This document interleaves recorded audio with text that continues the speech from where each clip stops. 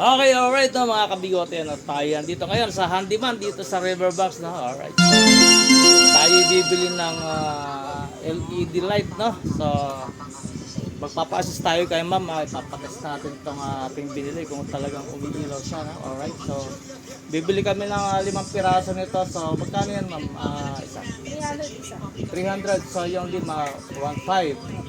Okay, so ipag-test mo kami ng ng 5 piraso para sure tayo na andar yung Power dalawa. magpa-power on niya na So siguro naman tatagal ng mga isang taon niya, no? Hindi tayo balugi sa 300. Alright. Ano pa, basics pa lang. Yeah. Maganda pa rin nakari dito. 6 months lang.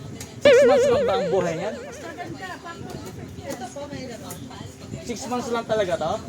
mas maganda pa nga ito. Ayaw mo makuha eh. Okay, so sige. Since ikaw yung tindera, no? Sige, maniniwala naman tayo dyan. No? So, sige, doon na lang tayo sa akara. Kakari.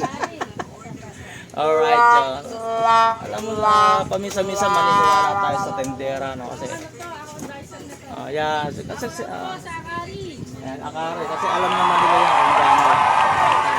Tingin ko, yan din yung gamit namin, no? Last time yun din. Ito, maganda to. So, ang tatlo niyan is 300. 60 lang. 60. So, ibig sabihin, almost 120 lang ang isa. No? So, 2 box na bibili namin. Alright. Siyempre, ando si Mrs. Kabigote. Yan. Nag-live. Yan. So, yan. Okay, alright. No, mama. Since mag-subscribe ka sa akin, abangan mo itong video natin. No? Alright. Video for today. Dito sa handyman na Riverbanks, Marikina. No? Alright. Siyempre, magkaroon muna kayo sa aking vlog.